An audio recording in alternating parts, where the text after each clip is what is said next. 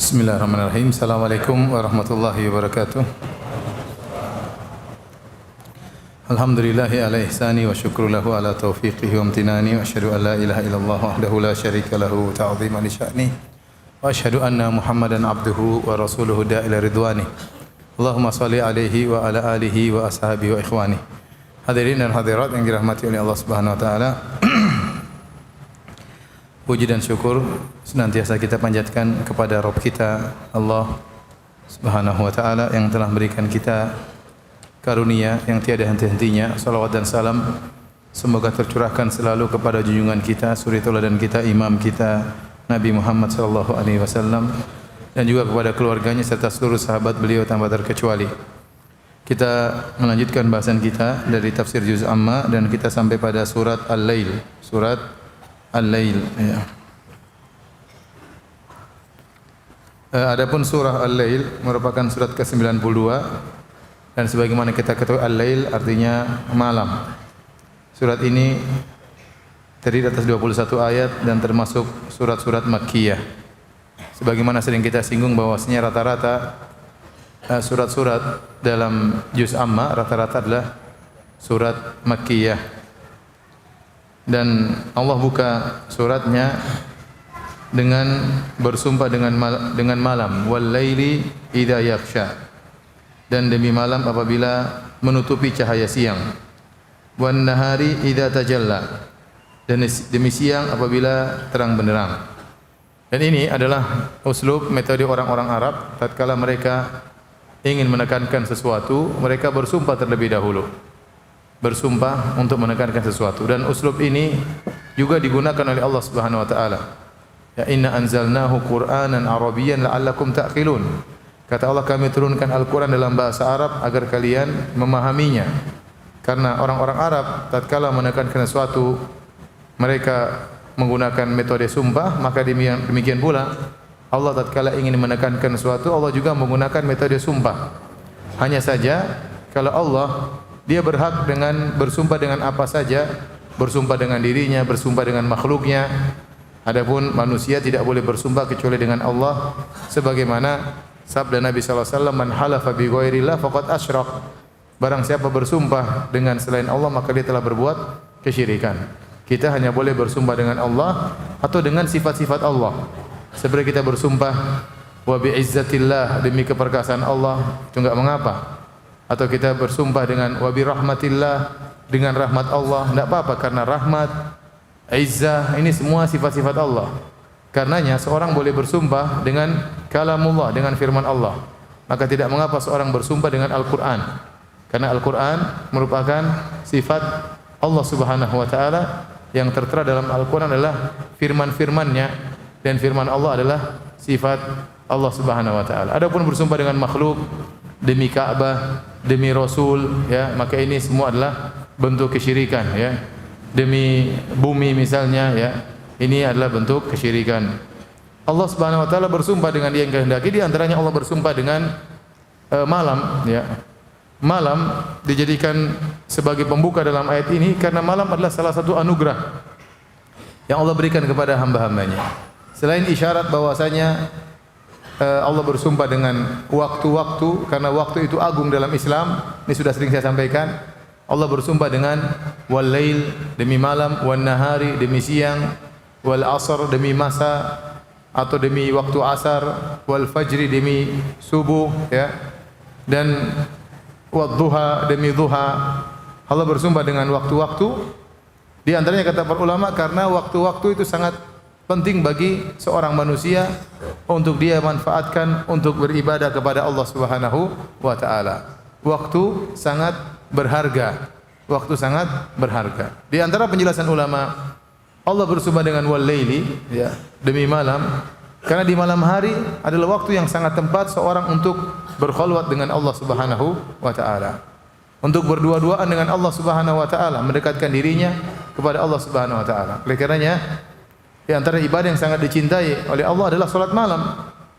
Salat malam lebih dicintai daripada salat siang. Salat malam dicintai oleh Allah Subhanahu wa taala. Ya. Karenanya tatkala Nabi sallallahu alaihi wasallam diangkat menjadi seorang nabi, Salat malam wajib bagi Nabi sallallahu alaihi wasallam. Allah berfirman, "Ya ayyuhal muzammil, qumil laila illa qalila." Wahai yang berselimut, maksudnya Rasulullah sallallahu alaihi wasallam. Qumil laila illa qalila. Bangunlah salat malam, ya. Semalam suntuk kecuali cuma sedikit. Nisfahu aw inqus minhu qalila. Setengah malam kau salat malam atau kurangi dari setengah malam. Au zid alaihi, atau tambahkan lebih dari setengah malam. Intinya Allah suruh salat malam kepada Nabi, dan waktu itu salat malam hukumnya wajib bagi Nabi sallallahu alaihi wasallam. Bahkan para ulama menjelaskan salat malam juga hukumnya wajib bagi para sahabat tatkala itu. Sampai setahun penuh mereka wajib salat malam. Ini di awal Islam.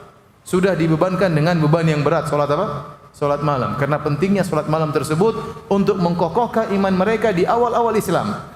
Karena mereka akan berhadapan dengan cercaan orang-orang kafir, orang musyrikin. Maka kalau saya boleh istilahkan, mereka harus charger iman mereka di malam hari. Ya. Seorang kalau terbiasa salat malam, dia akan menghadapi hari-hari dengan tangguh, dengan kokoh. Kenapa? Di malam hari dia telah di-charger imannya dengan salat malam. Ya. Kemudian turun ayat, ya. Faqra'u ma tayassara minal Qur'an.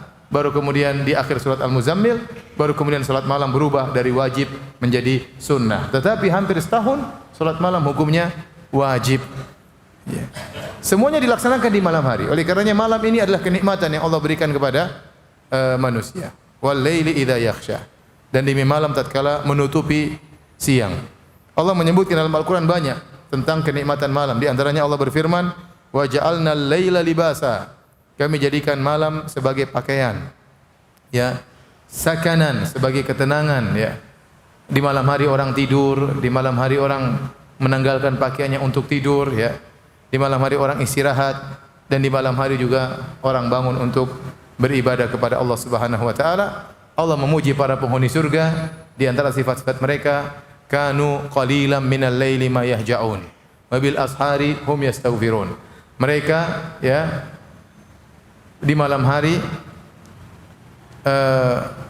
tidurnya tidak banyak karena mereka bangun untuk salat malam, dan di penghujung malam mereka beristighfar kepada Allah Subhanahu wa taala. Maka nasihat bagi saya pribadi, bagi para hadirin sekalian, sisihkan waktu untuk salat malam. Meskipun hanya 3 rakaat, meskipun hanya 1 rakaat. Ya, nanti berkembang 1, semangat lagi 3. Kemudian jangan langsung habis ceramah ini nanti malam langsung, Ustaz saya 2 rakaat. Rakaat pertama Al-Baqarah, rakaat kedua Al-Imran. Pelan-pelan, ya. Dan Nabi SAW mengatakan, "Man qama bi asyri ayat lam yuktab minal ghafilin." Barang siapa yang salat malam 10 ayat, dengan 10 ayat, maka dia tidak tercatat dari orang-orang yang lalai. Wa man qama bi mi'at ayat. Barang siapa yang salat malam 100 ayat, kutiba minal qanitin, akan dicatat sebagai orang-orang yang taat kepada Allah Subhanahu wa taala. Wa man qama bi alfi ayat. Barang siapa yang salat dengan 1000 ayat salat malam, kutiba minal muqantarin, dicatat mendapatkan pahala yang banyak. Nabi membagi 3 model manusia. Yang pertama salat dengan 10 ayat, yang kedua dengan 100 ayat salat malam, yang ketiga dengan 1000 ayat. Kita mulai dengan 10 ayat. Oleh karena kalau kita belum biasa salat malam, mulai dengan 10 ayat. 10 ayat mudah. Rakaat pertama qul huwallahu ahad, rakaat kedua qul a'udzu birabbil falaq, kemudian witir 1 rakaat qul a'udzu birabbin nas. Sudah berapa rakaat? Sudah lebih daripada 10 ayat. Qul huwallahu ahad, Allahus samad, lam yalid wa lam yulad wa lam yakul lahu kufuwan ahad. Qul a'udzu birabbil falaq min syarri ma khalaq wa min syarri ghasiqin idza waqab wa min syarri naffatsati fil 'uqad wa min syarri hasidin idza hasad. Qul a'udzu birabbin nas, malikin nas, ilahin nas, min syarril waswasil khannas alladzi yuwaswisu fi suduris minal jinnati wan nas. Ternyata kalau kita baca 3 qul ini sudah 15 ayat. Sudah ada catatannya, termasuk golongan yang dihapus dari orang-orang yang lalai. Lumayan, tapi jangan 3 qul terus. Latihan seminggu 3 qul, nanti nambah lagi. 100 ayat mudah. Antum baca amma yatasaalun sudah 40-an ayat. Kemudian wan nazi'ati gharqa juga 40-an ayat. Abasa wa tawalla juga lebih dari 30 ayat. Antum baca 3 surat ini sudah lebih dari 100 ayat. Masuk pada golongan yang kedua. Kutiba minal qanitin, dicatat sebagai orang-orang yang taat kepada Allah Subhanahu wa taala. Kalau antum kuat lagi 1000 ayat. Juz amma itu ayatnya seluruhnya 500 lebih. Kalau antum 2 kali hatam juz amma dalam 1 malam, sekali-sekali kita dapat apa? masuk pada golongan yang ketiga, ya. Salat dengan 1000 ayat. Kalau antum khatam juz amma 2 kali, berarti antum sudah salat 1000 ayat lebih, ya. Tapi latihan dulu, 10 ayat dulu, ya. Intinya malam adalah tempat yang sangat tepat seorang untuk berdua-duaan dengan Allah Subhanahu wa taala. Siang kita bisa berkholat juga, tapi malam itu waktu yang sangat luar biasa. Apalagi seorang dia melawan rasa kantuknya, dia lawan. Dia rela melawan rasa kantuknya, kemudian dia bangun, dia pergi ke toilet, kemudian dia basuh wajahnya, dia berwudu, insyaallah Allah akan kasihkan iman kepada dia. Dia akan merasakan kelezatan salat malam. Kenapa? Dia telah berkorban melawan rasa kantuknya. Tidak gampang orang lagi berlezat tidur enak, tahu-tahu dia harus bangun, kemudian berwudu, kemudian salat. Subhanallah, Allah akan kasih kenikmatan kepada dia. Lama-lama kemudian dia salat, dia menangis berdua dengan Allah. Istrinya tidur, anaknya tidur, dia menangis di hadapan Allah Subhanahu wa taala. Nikmat luar biasa kalau seorang sampai pada tahapan demikian. Tapi harus dilatih. Ya, harus dilatih. Mulai dari berapa ayat tadi? 10 ayat. 3 kul berapa ayat? 15 ayat. Rakaat pertama qul huwallahu ahad, rakaat kedua qul huwal falaq, witir qul a'udzu birabbin nas. Alhamdulillah. Insyaallah ya. Masa enggak bisa juga? Insyaallah. Baik. Kemudian Allah berfirman wan nahari idza tajalla, ya Allah sebutkan malam, kemudian Allah juga menyebut tentang siang, demi siang tatkala terang benderang, sebagaimana malam penuh dengan kenikmatan, siang pun seorang gunakan untuk beraktivitas. Kemudian kata Allah, "Wa ma khalaqadz dzakara wal untha." Dan demi penciptaan laki-laki dan perempuan. Wa ma khalaqadz dzakara wal untha, di sini ada dua pendapat ahli tafsir. Ada yang menafsirkan ma dengan ma al-mausulah yang artinya walladzi khalaqadz dzakara wal untha. Kalau ma al-mausulah berarti alladzi, artinya yang. Ya, walladzi khalaqadz dzakara wal untha, demi yang menciptakan lelaki dan wanita. Berarti demi Allah maksudnya. Menciptakan laki-laki dan wanita siapa? Allah Subhanahu wa taala. Berarti Allah bersumpah dengan dirinya. Pendapat yang kedua, ma di situ adalah ma al-masdariyah yang artinya wa khalqihi adz-dzakara wal untha, demi penciptaan Allah yang menciptakan laki-laki dan perempuan, ya. Pendapat yang kedua yang lebih kuat, ya, ma di situ adalah ma masdariyah, terutama Nabi pernah membaca dengan wadz-dzakari wal untha dalam sebagian qiraat, tetapi sudah mansukh kemudian diganti dengan wa ma khalaqadz dzakara wal untha. Ya, ini pembahasan bahasa Arab, antum mungkin tidak paham, ya. Karena antum belum belajar bahasa Arab, ya. Ya, kalau ada waktu belajar bahasa Arab. Baik, kemudian Allah bersumpah dengan wan nahar wal lail wan nahar wa ma khalaqadz dzakara wal untha. Untuk apa? Untuk menekankan suatu pernyataan, kata Allah, inna sa'yakum lasyatta. Sesungguhnya usaha kalian memang beraneka ragam. Manusia bermacam-macam. Ya, sebagaimana makhluk Allah ada siang, ada malam, ada kontradiktif, ada siang, ada malam, ada gelap, ada terang. Manusia juga bermacam-macam. Ada yang saleh, ada yang enggak saleh, ada yang mukmin, ada yang kafir. Ada yang dermawan, ada yang pelit, ya. Inna sa'yakum lasyatta. Sungguhnya usaha kalian itu bermacam-macam, tidak satu model. Ini maksudnya. Jadi Allah menekankan kalian itu bermacam-macam, ada yang baik, ada yang buruk. Maka Allah jelaskan yang baik bagaimana, yang buruk bagaimana. Isyarat hendaknya kalian menjadi yang baik. Kemudian Allah menjelaskan di antara macam-macam bentuk manusia, ada yang dermawan, ada yang pelit. Ya, kata Allah, fa amma man a'ta wattaqa. Adapun orang yang memberi dan dia bertakwa. Dia memberi dan dia bertakwa. Di sini perhatikan, Allah menggandengkan antara pemberian dengan ketakwaan. Mafhum mukhalafahnya berarti dipahami. Ada orang memberi tapi tidak bertakwa. Ada orang memberi tapi bertakwa, ada orang memberi tidak bertakwa. Siapa yang beri dan bertakwa? Yaitu memberi dan dia tulus ikhlas kepada Allah Subhanahu wa taala. Itu namanya memberi dan bertakwa. Dan kalau begitu ada yang memberi tidak bertakwa, ada disebutkan oleh para ulama. Di antara saya sebutkan dalam halaman 120, di antara yang memberi tidak bertakwa, contohnya orang berinfak dengan riya. Itu dia dermawan tapi tidak bertakwa kepada Allah Subhanahu wa taala.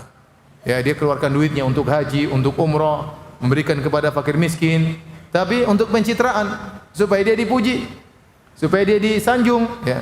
Maka ini namanya memberi tapi tidak bertakwa. Contoh. Yang kedua, berinfak tapi ujub. Dia berinfak tapi dia bangga dengan hartanya, dia merasa dirinya hebat karena sudah berinfak. Ya akhi, subhanallah, sebagian orang infak sedikit kemudian sudah cerita sana sini. Ya. Saya punya kawan ya, pernah berinfak. Saya minta bantuan dia pernah berinfak 7 miliar. 7 miliar kemudian dia bangun masjid. Kemudian teman-teman yang dibantu dia pingin lihat masjid yang sudah dibangun. Akhirnya kita ke sana. Kemudian teman-teman yang dibangunkan masjid mengucapkan terima kasih, sebut namanya. Dan dia hadir waktu itu, tapi dia tidak di podium, di bawah. Maka langsung wajahnya merah dan dia marah. Disebut apa? Namanya. Marah bukan dibuat-buat. Memang marah, enggak suka. Disebut namanya, telah berinfak 7 miliar. 7 atau 9 saya lupa ya. Beda tipis kan? Subhanallah. Mukanya merah, padam marah, ya. Itu 7 miliar tidak pengen diketahui orang. Ada orang baru infak 100 ribu maunya satu dunia tahu. Share sana sini, dia kasih tahu sudah berinfak. Saya sudah berinfak 1 juta. Itu uang saya nyoblos, uang saya nyemplung ke situ 1 juta. Wih, masya Allah. Semua orang biar satu dunia tahu. Ya, akhi, subhanallah. Ikhlas itu aziz, ikhlas itu berat.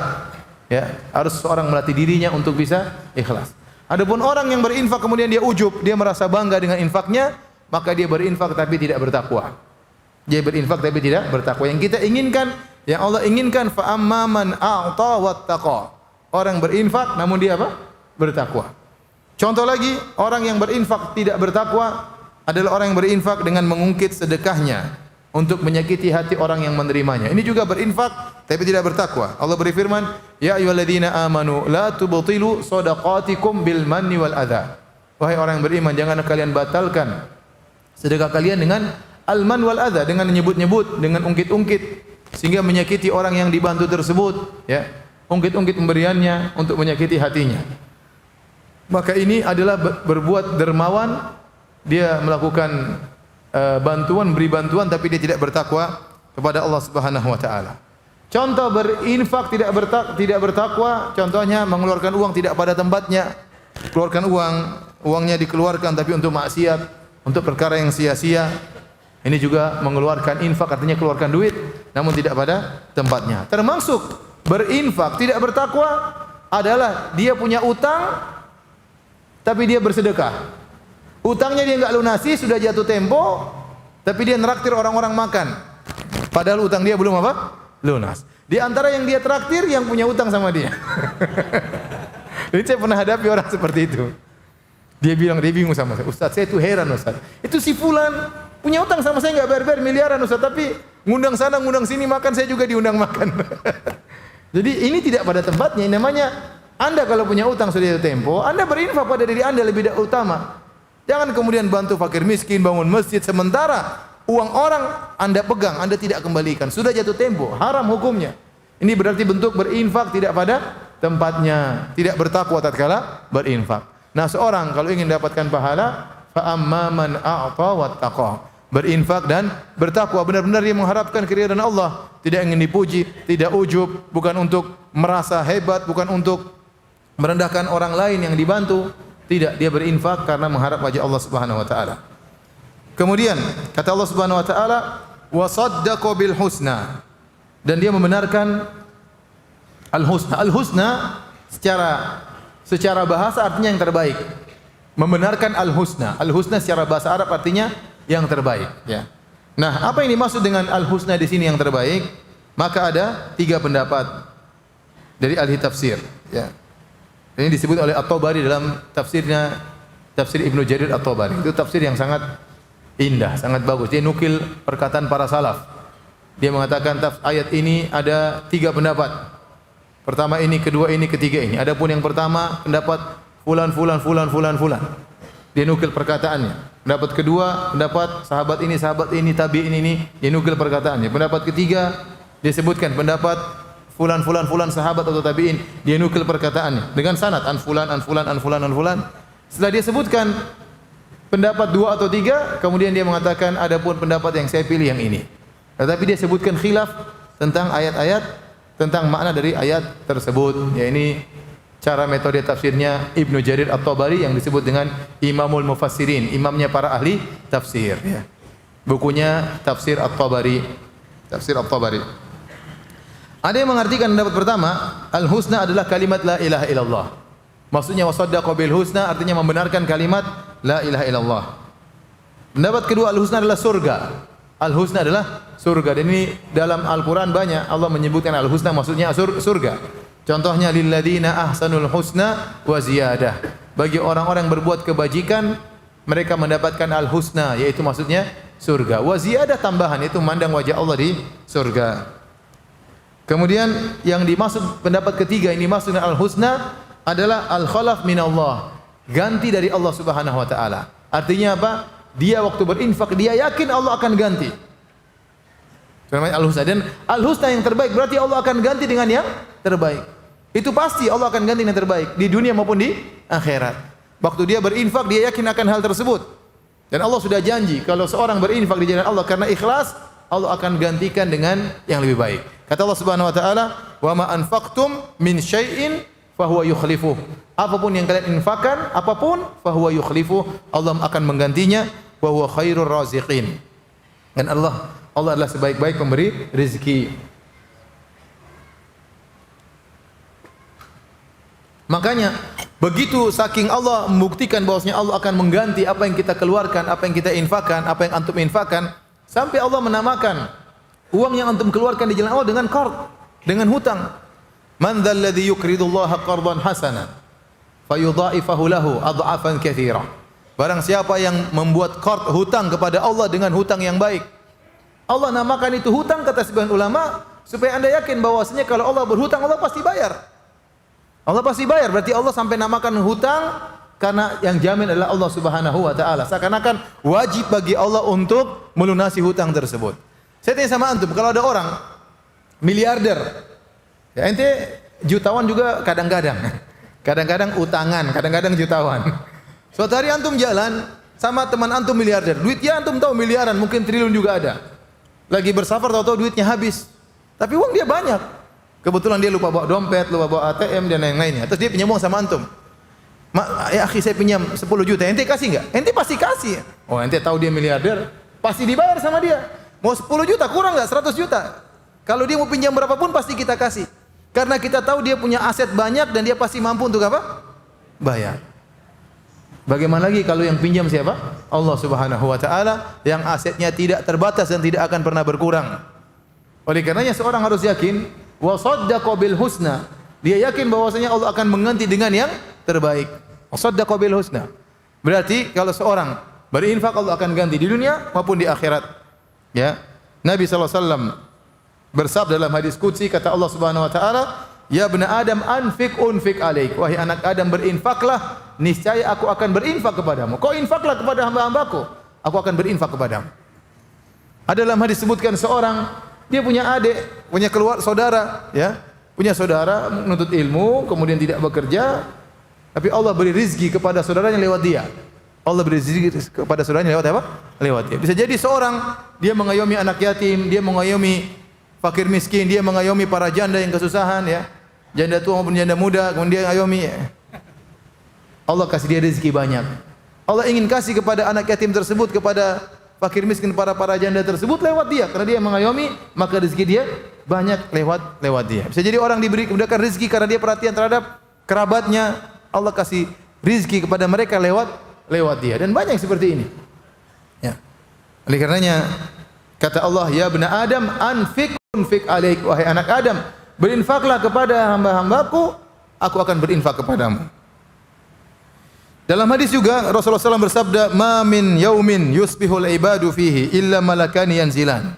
Tidaklah satu hari pun seorang hamba berada di pagi hari tersebut kecuali ada dua malaikat yang turun. Fa yaqulu ahaduhuma, salah satunya berdoa berkata, "Allahumma a'ti munfikan khalafan." Ya Allah, berikanlah ganti kepada orang yang berinfak. Wa yaqulul akhar, malaikat satunya berkata, "Allahumma a'ti mumsikan talafan." Ya Allah, hancurkanlah ya harta orang yang pelit. Jadi wasaddaqa bil husna di antara tafsirannya membenarkan bahwasanya Allah pasti akan mengganti dengan lebih baik. Ya. Oleh karenanya Rasulullah SAW bersabda, "Ma naqasat shadaqatun min mal." Sedekah tidak akan mengurangi harta. Ini adalah sabda Nabi. Sedekah tidak akan mengurangi harta. Kata Al-Baji dari mazhab Maliki, maksudnya sedekah akan menambah harta. Sedekah akan menambah harta. Secara zahir, kalau kita punya uang 1 juta, kita infakkan 100 ribu, tentu tinggal 900 ribu. Itu zahirnya demikian. Tapi Allah sudah katakan atau Nabi katakan tidak akan berkurang. Pasti akan jadi 1 juta lagi atau lebih daripada itu. Bagaimana caranya? Urusan Allah Subhanahu wa taala. Yang penting Anda waktu berinfak wasaddaqu bil husna. Anda meyakini ada ganjaran di akhirat dan Anda meyakini ada ganjaran di mana? Di dunia.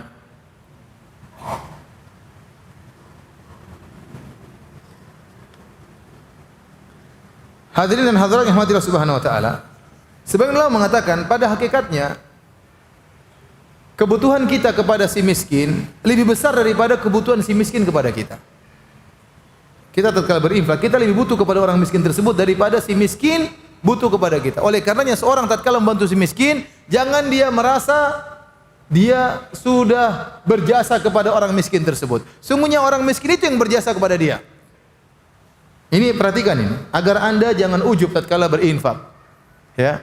Jadi kalau kita membantu orang lain yang susah, jangan kita merasa kita berjasa sama dia. Tapi yakinlah dia yang telah berjasa kepada kita. Dengan adanya orang miskin kita bisa bersedekah. Dia cuma dikasih apa? Makan, selesai. Kita dapat pahala.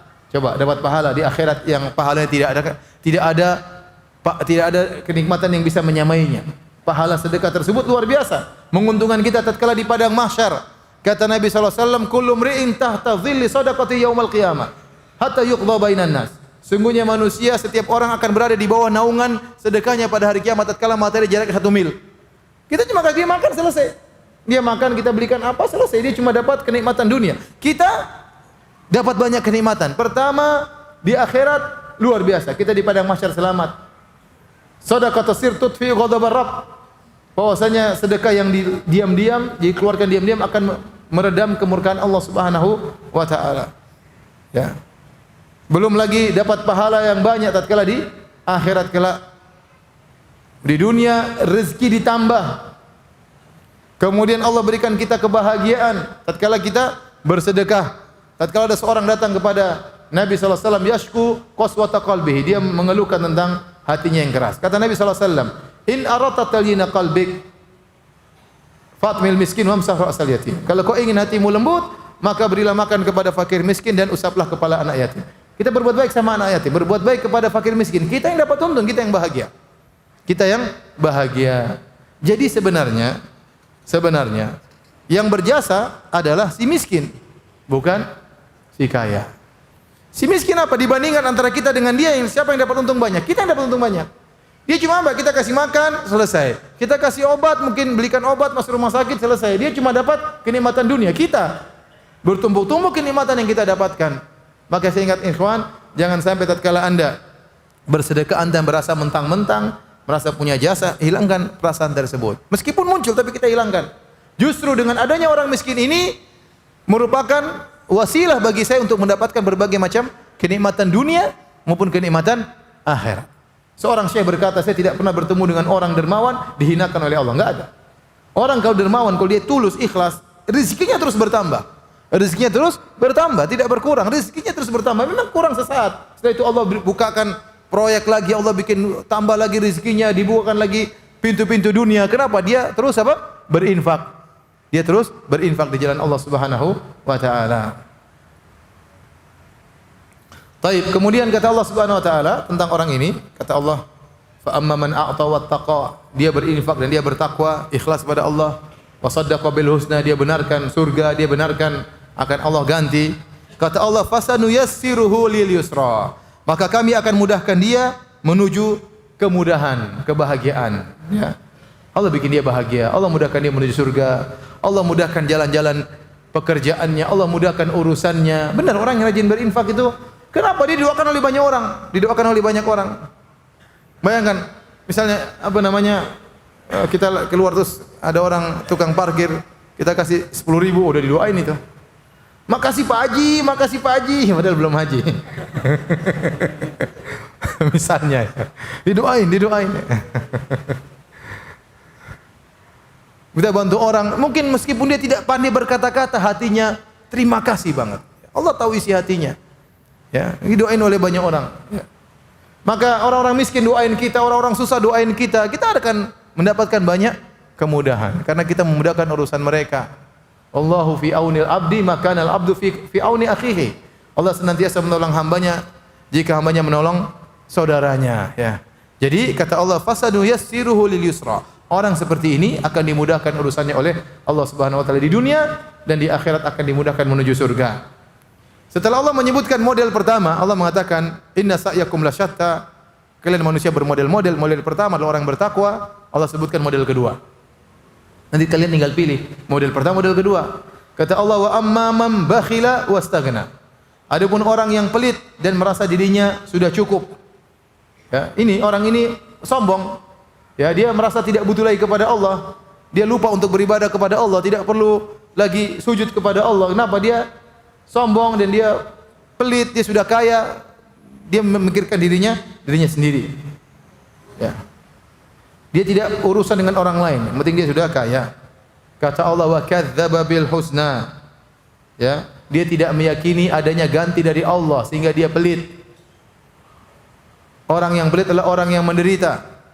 Makanya Nabi pernah memberi perumpamaan tentang orang yang rajin sedekah dengan orang yang pelit seperti dua orang yang memakai jubah dari besi yang mengikat tangannya sampai ke lehernya.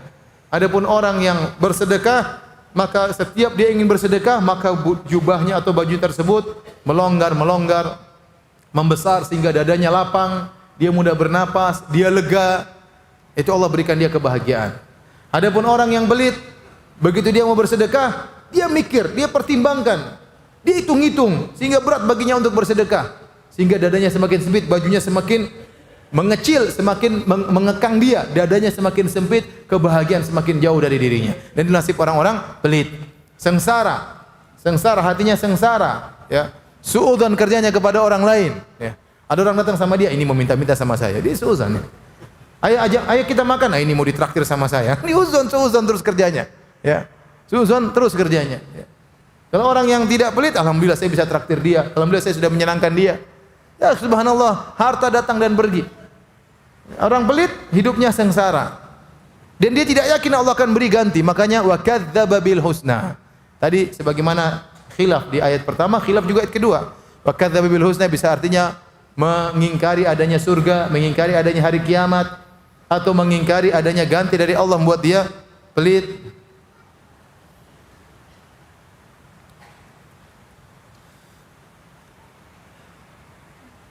Sungguh indah perkataan Syekh Sa'di rahimahullah taala, beliau berkata, "Wa minal asbabil lati tuzilul hamma wal gham wal qalaq."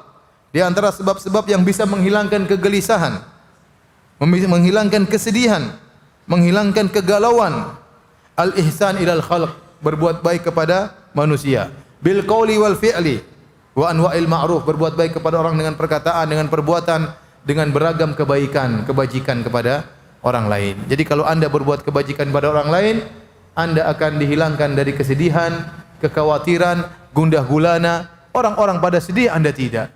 Kenapa? Karena Anda suka membantu orang lain. Al jaza' min jinsil amal, balasan sesuai perbuatan.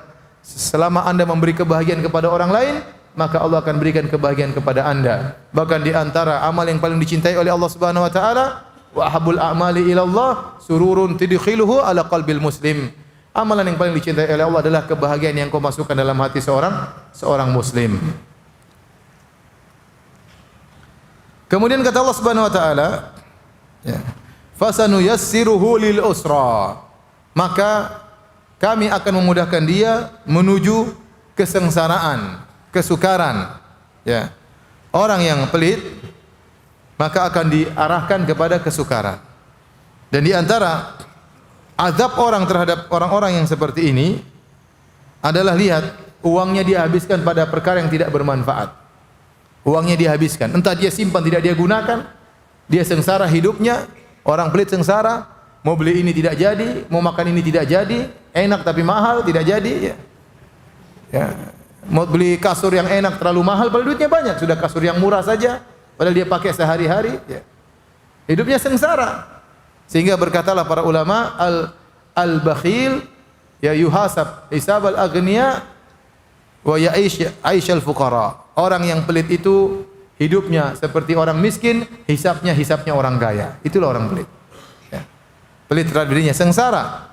Kemudian juga sebagian mereka luar biasa. Kalau untuk urusan agama pelitnya luar biasa, tapi Allah beri azab kepada mereka kalau urusan dunia hambur-hamburin duit luar biasa, dia hambur-hamburkan duit. Untuk ini, untuk jalan-jalan, untuk kemana ngabisin duit enggak ada. Subhanallah.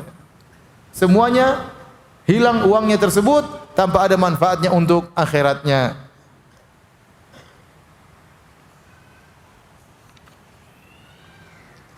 Baik. Ini di antara tafsiran bahwasanya fasanuyassiruhu lil yusra, maksudnya atau lil usra, kami akan mudahkan orang yang berdermawan menuju kebaikan dan kami akan mudahkan orang yang pelit menuju kesusahan. Ya, di antara tafsiran lain dari ayat ini maksudnya tentang masalah takdir. Bahwasanya orang akan berjalan sesuai dengan yang telah ditakdirkan oleh Allah kepada dirinya. Ya, i'malu fa kullun muyassarun lima khuliqa lahu. Kata Nabi, beramalah, masing-masing akan diarahkan kepada takdirnya. Ya. Semua sudah ditakdirkan oleh Allah Subhanahu wa taala di atas muka bumi dan kita harus beriman. Namun kita tidak tahu rahasia takdir. Yang tahu hanyalah Allah Subhanahu wa taala. Semua sudah ditakdirkan, Allah menciptakan surga dan neraka. Allah telah menciptakan penghuninya dari anak-anak Adam, mana yang masuk surga dan mana yang masuk neraka. Namun tidak ada di antara kita yang tahu siapa di antara kita mau surga, siapa di antara kita masuk neraka jahanam. Tapi Allah punya sunnatullah yang kita tahu semua. Barang siapa berbuat baik, dimudahkan menuju apa? Surga. Barang siapa yang ingin masuk neraka, silakan berbuat kemaksiatan. Dan manusia bisa memilih. Dia sadar dirinya memilih. Bisa memilih. Orang sadar tatkala turun dari jalan, dia turun di tangga, dia turunkan kakinya satu demi satu, pilihan dia. Tapi dia tahu tatkala dia terjatuh, dia tidak bisa mengontrol dirinya. Orang bisa bedakan. Kita sekarang bisa memilih, tidak ada yang maksa kita. Mau ngaji silakan ngaji, enggak ngaji juga enggak apa-apa. Ya, silakan milih. Mau salat, silakan salat, enggak salat ya kamu yang milih. Jangan bilang kita terpaksa. Siapa yang paksa kita? Enggak ada yang paksa kita. Yang bisa kita lakukan, bisa kita pilih. Ya, wa hadainahu najdain. Kata Allah, kami berikan dua pilihan di hadapan dia, terserah dia pilih yang mana, Allah tinggal menghisab.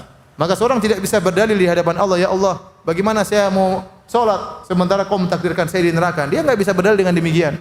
Karena takdir rahasia Allah Subhanahu wa taala dan kamu bisa milih. Sekarang ada makanan, kamu bisa milih enggak? Bisa, tahu isi kayak mau makan aja bisa milih. Mau salat atau tidak juga bisa milih. Mau ngaji enggak ngaji bisa milih. Bangun malam atau tidak kita bisa milih. Kita milih mau tidur lagi atau bangun malam kita bisa milih. Kita tidak terpaksa, kita bisa milih. Orang ketiduran lain cerita. Orang ketiduran ya sudah dia enggak bisa milih, tapi banyak hal kita bisa memilih. Maka hujah sudah ditegakkan kepada kita. Kemudian kata Allah Subhanahu wa taala, "Wa ma yughni anhu maluhu idza taradda." Hartanya tidak bermanfaat baginya apabila dia telah binasa.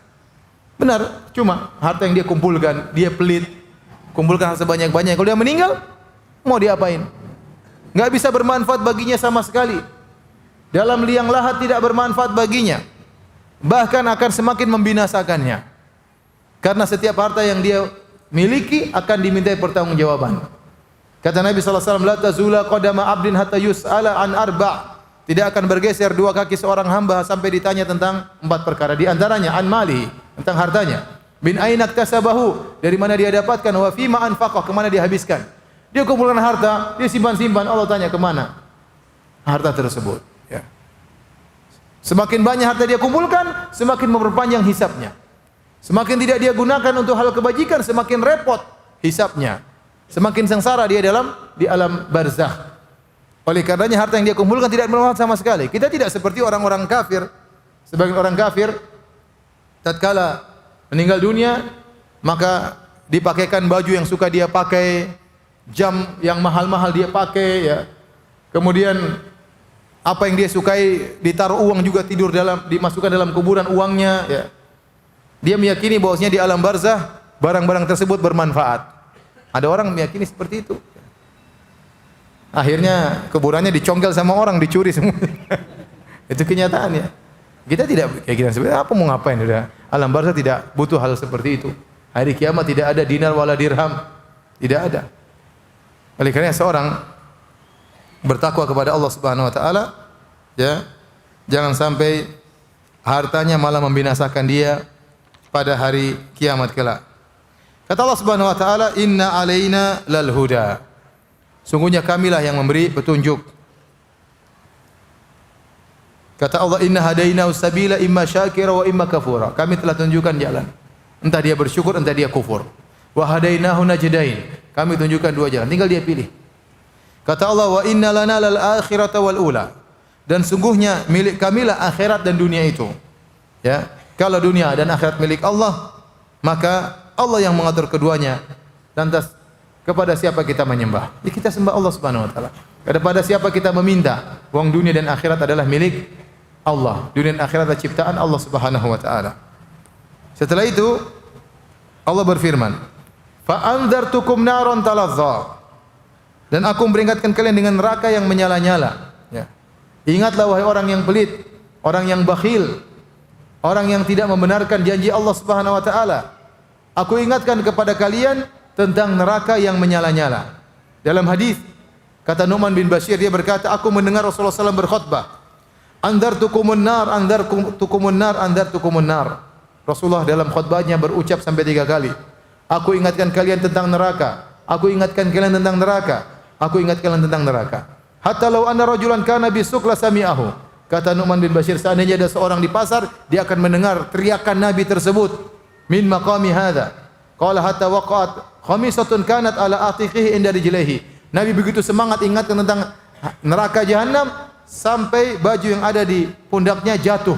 Begitu semangat Nabi ingat, hati-hati kalian tentang neraka, hati kalian tentang neraka jahanam. Bagaimana tidak mengerikan? Kata Nabi sallallahu alaihi wasallam, "Inna ahwana ahlin nar adzaban yaumil qiyamah la rajulun tudau fi akhmasi qadamaihi jamratani yaghli minhuma dimaguhu." Sungguhnya penghuni neraka jahanam yang paling ringan adalah orang diletakkan api di kakinya, bara api di kakinya.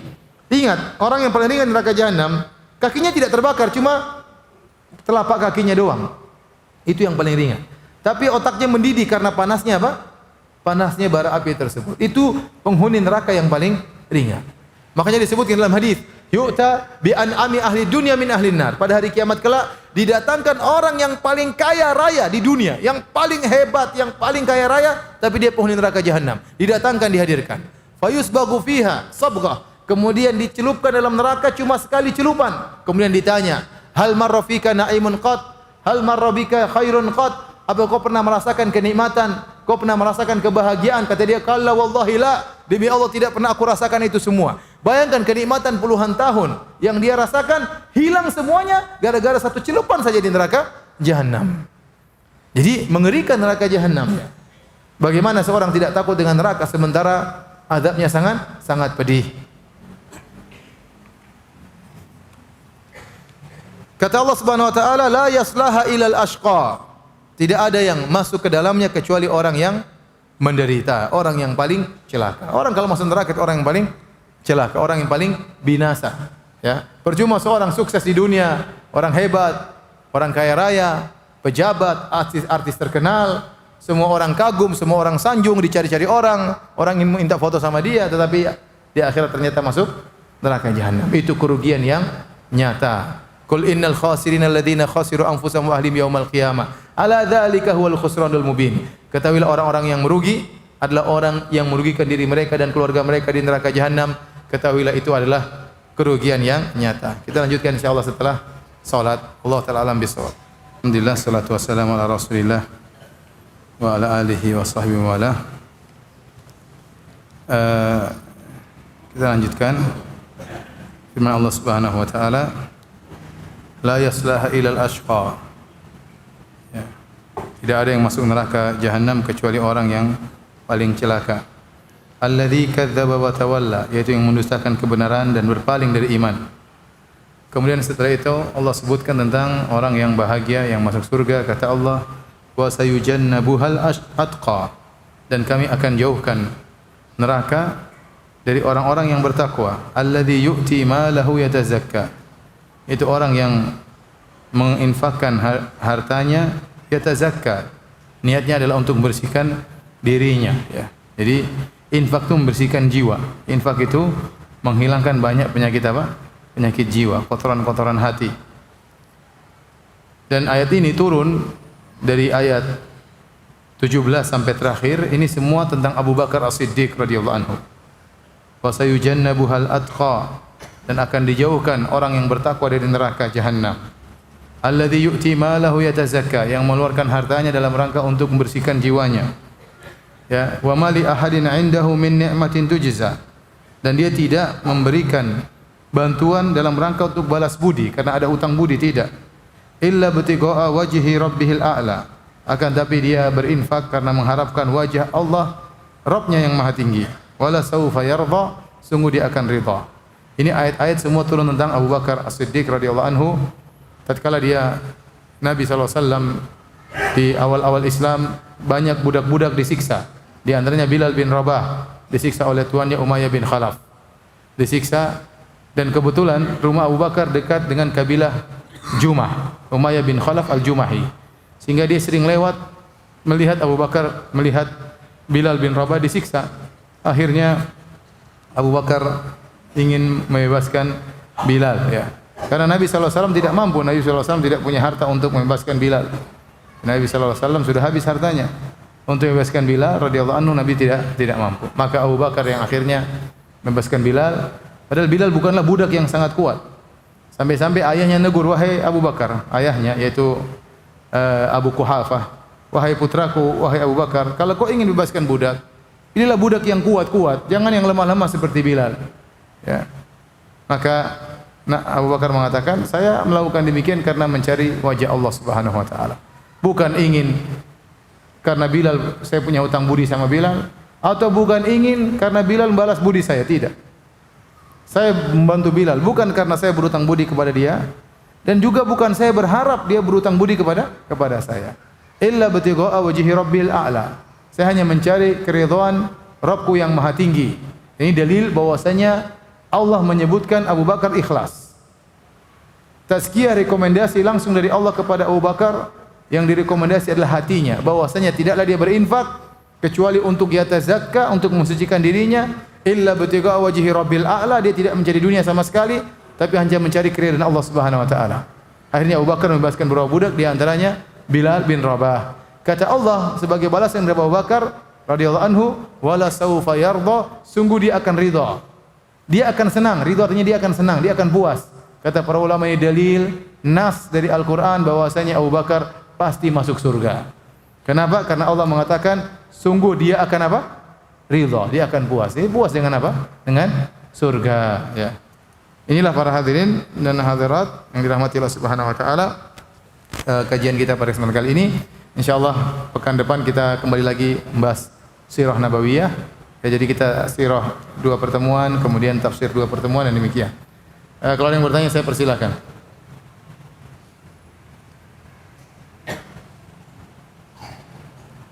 Ustaz, benarkah terlalu bersemangat beribadah bisa membuat futur?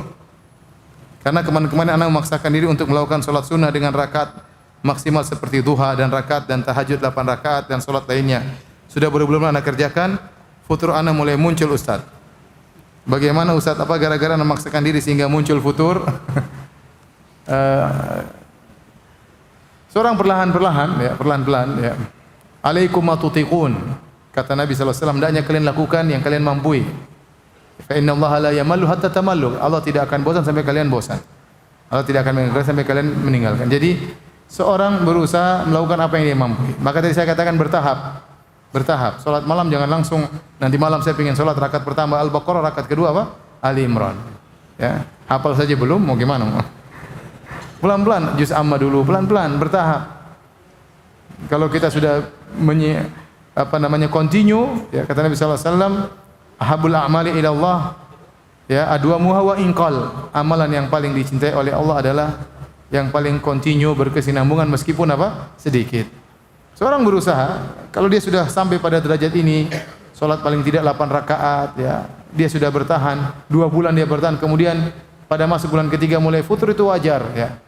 Dia semangati lagi dirinya, ya.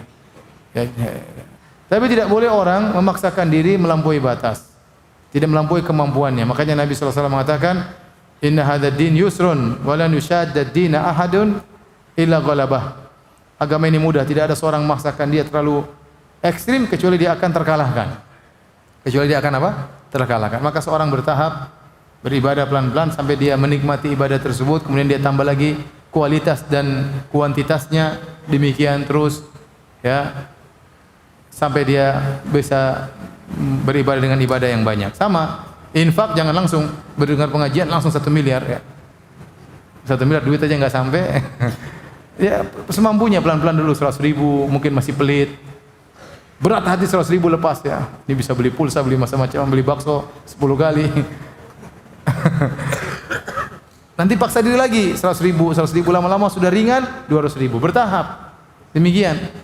Karena saya pernah ditanya oleh orang, Ustaz, saya berinfak kemarin berapa hari lalu sekian Ustaz. Ternyata saya menyesal Ustaz, kebanyakan.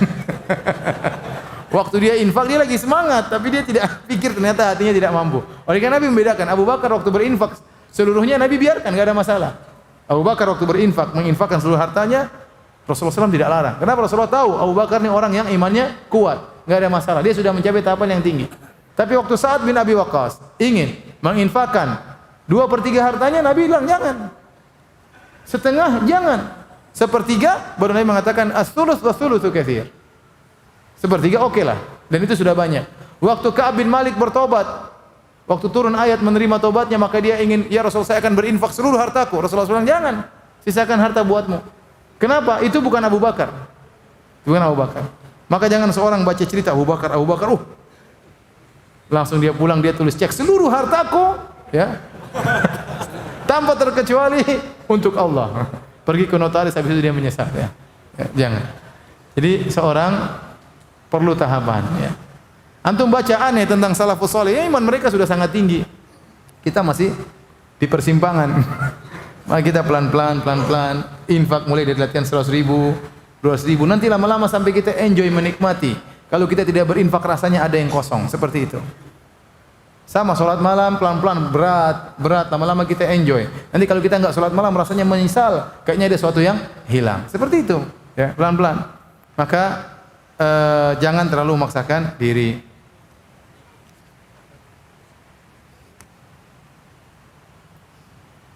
Pada saat hari kiamat, di hari perhitungan atau hisab, apakah dosa-dosa kita sebelum bertobat nasuha akan dihapuskan dan amalan-amalan baik dimulai lagi dari nol lagi, atau dosa-dosa kita sebelum kita bertobat nasuha tersebut tetap akan dihisab, diperhitungkan sejak kita lahir, sehingga diharapkan amalan-amalan perbuatan baik setelah tobat nasuha bisa mengimbangi agar menutup semua dosa-dosa tersebut. Enggak, jadi kalau kita bertobat dosa-dosa kita diampuni. At-taibu minadz-dzam kaman la dzamba lahu. Kata Nabi, seorang yang bertobat dari dosa seperti orang yang tidak ada dosanya, dihapus oleh Allah Subhanahu wa taala. Para ulama sepakat orang yang bertobat dosanya dihapus, sebagai suatu dosa dihapus. Tetapi catatannya terhapus atau tidak ada khilaf. Artinya dosa dia tidak akan diazab gara-gara dosa ini. Kenapa dia sudah bertobat? Tapi catatannya dihapus atau tidak ada khilaf di kalangan para ulama. Dua pendapat, sebagian ulama berpendapat kalau dia bertobat maka dosanya dihapus dan catatannya pun dihapus. Dan sebagian ulama mengatakan tidak, dosanya dihapus tapi catatannya tetap diperlihatkan kembali oleh Allah pada hari kiamat kelak, ya. Karena sudah terdata dan tidak akan terhapus. Ya. Adapun dosa yang sudah kita bertobat, maka secara tidak akan diletakkan di daun timbangan keburukan lagi, karena sudah bertobat. Apakah hukum memelihara kucing? Kucing tersebut hasil adopsi, bukan jual beli.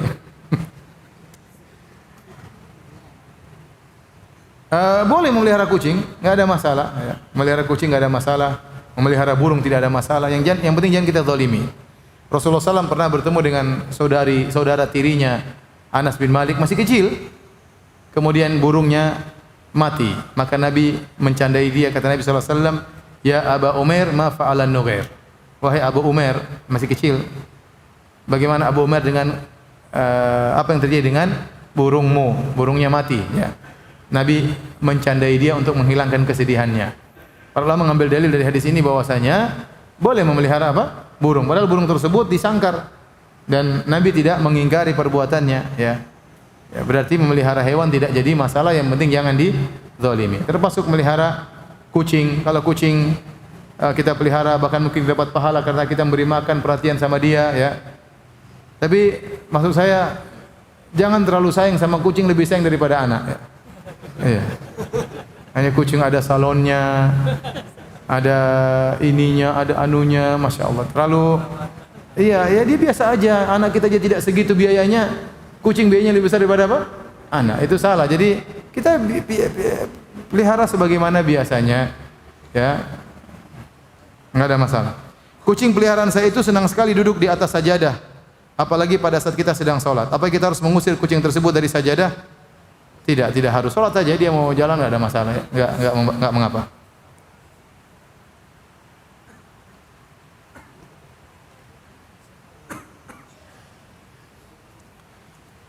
Ustaz, apabila kita imam pada sholat jahar, apakah boleh membaca surat yang terdapat ayat sajadah? Boleh. Apakah harus sujud sajadah? Tidak, hukumnya sunnah.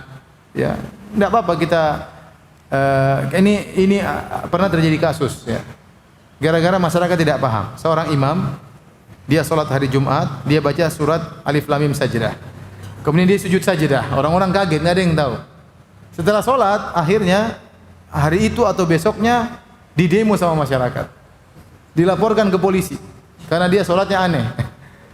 Padahal dia menjalankan sunnah. Orang tidak tahu kalau namanya alif lam mim apa? Sajadah. Maka sebaiknya sebelum kita sholat dengan ada alif lam mim sajadah, sajadah tilawah, kita jelaskan kepada masyarakat kalau kita lewat ayat ini, kita sujud. Karena masyarakat tidak tahu bahasa Arab. Kalau orang Arab ngerti. Mereka tahu pas lewat ada sebut-sebut sujud, mereka ngerti. Imamnya sujud, mereka sujud. Ya. Ya. Tapi orang tidak ngerti bahasa Arab. Allahu Akbar, pada ruku semua. Padahal imamnya apa? Sujud. Nanti imamnya sujud, subhanallah. Padahal dia yang salah.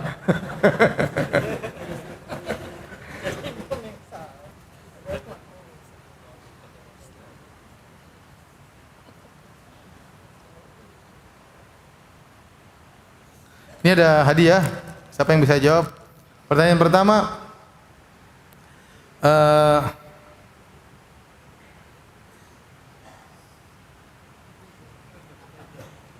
sebutkan apa maksud atau sebutkan 3 bentuk dermawan tapi tidak bertakwa.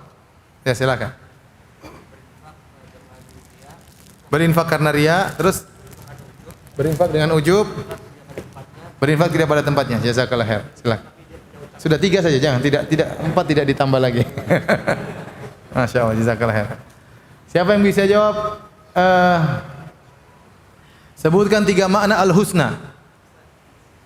Yang kacamata coba. Berdiri, silakan. Berdiri. Tidak boleh menyontek, berdiri. Silakan. Yang pertama al-husna maknanya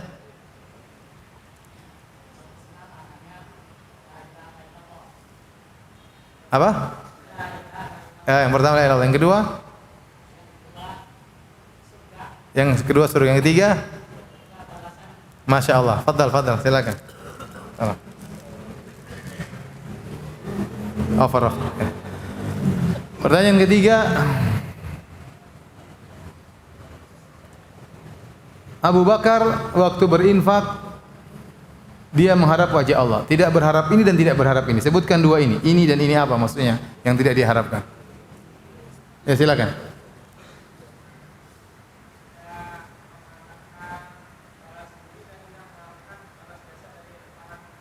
Satu saja berarti. Tidak mengharapkan balas budi, tidak mengharapkan balas jasa. 1, 2. Tidak mengharapkan balas budi. Yang kedua? Sama dong, 1. Sini. Dia bukan karena balas jasa kepada Abu Bakar, dia tidak punya utang budi sama Abu Bakar, dan dia juga tidak berharap dibalas jasanya oleh siapa? Abu Bakar. Tapi dia melakukannya karena Allah Subhanahu wa taala.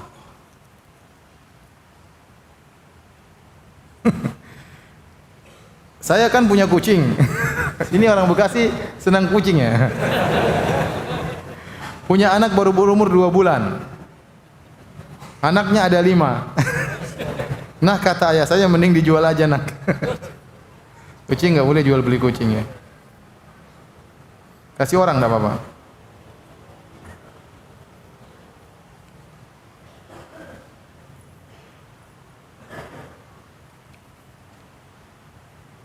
Ustaz, bagaimana menghadapi istri yang susah sholat dan tidak mau berhijab? Sudah sering saya ingatkan tapi istri sangat galak. Saya sudah bersabar selama 1 tahun ini. Apakah saya harus terus bersabar? Sedangkan dalam hati saya ingin sekali istri saya yang salehah agar mau diajak kajian bareng. Masya Allah. Dulu kenapa pilih yang kayak begini? Nasihati, sabar, nasihati. Kadang agak keras. Jangan dia galak terus. Sekali-sekali antum yang galak. Enggak apa-apa. Ya. Allah mengatakan, "Wallati takhafuna nusyuzahunna fa'idhuhunna wahjuruhunna fil madaji wadribuhun." Wanita-wanita yang kau khawatir pembangkangannya maka nasihati. Nasihati antum sudah lewat setahun nasihati. Kedua, wahjuruhunna fil madaji, diboikot, enggak diajak ngomong di rumah ya. Tidur dia menghadap utara, antum menghadap selatan. Ya. Dia menghadap barat, antum menghadap mana? Ke timur ya. Ya, kalau wajahnya di utara, antum bokong antum yang di utara. Kalau tidak berubah lagi, wadribuhun. Boleh pukul dengan pukul darban ghair mubarrih. Pukulan yang tidak memberi bekas ya. Pukulan dengan kasih sayang. Berdoa kepada Allah Subhanahu wa taala. Ya. Enggak apa kalau kamu tidak begini, kita tidak bisa begini terus. Bilang enggak apa. Agak keras sedikit. Siapa tahu istri bisa berubah ya. Saya tidak ingin kamu seperti ini. Kita ingin bersama di surga ya. Dan jangan lupa belikan emas buat dia ya.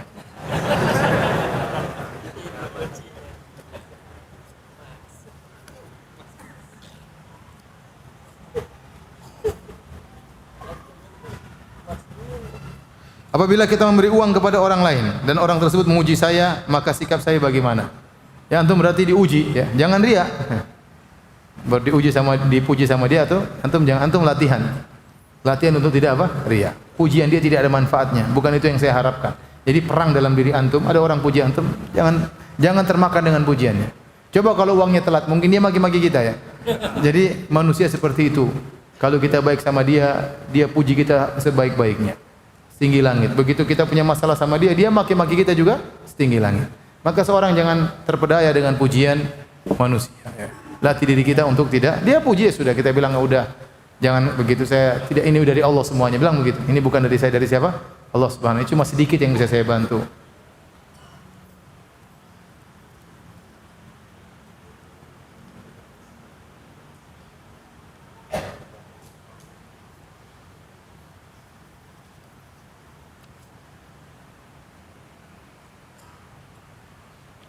Apakah benar cara untuk taubat dari riba adalah dengan menyedekahkan harta riba tersebut? Ada dua model. Seorang yang tidak tahu riba haram, kemudian dia baru tahu riba itu haram, maka dia bertobat kepada Allah. Kalau dia baru tahu, faman ja'ahu mau'izatun mir rabbih fantaha falahu ma salaf. Kata Allah, barang siapa yang datang peringatan dari Rabbnya, kemudian dia berhenti, bagi dia apa yang telah lalu. Tidak perlu dia sedekah, boleh buat dia riba tersebut. Tapi kalau dia sudah tahu riba haram dan dia masih terus-menerus melakukan riba, kalau dia berhenti, maka sejak dia tahu, itu semua harus dia sedekahkan, tidak boleh dia makan. Cari orang miskin, kasih. Ustaz, saya enggak punya apa-apa lagi. Ya sudah, berarti antum miskin sendiri, ya udah sedekah sama diri sendiri, secukupnya. Tapi kalau dia benar-benar tidak tahu, dia berhenti, maka yang masa lalu semua buat dia, enggak ada masalah. Tapi kalau dia sudah tahu, misalnya dari sejak tahun 2005 dia sudah tahu riba itu haram, tapi dia bertahan terus, 2010 baru dia berhenti, selama 5 tahun nasinya tidak boleh dia makan. Karena dia sudah tahu itu yang haram dan dia tetap menjalankan terus. Ya. Tapi demikian saja kajian kita. Kurang lebih saya mohon maaf. Subhanakallah bihamdik, asyhadu an la ilaha illa anta astaghfiruka wa atubu ilaik. Assalamualaikum warahmatullahi wabarakatuh.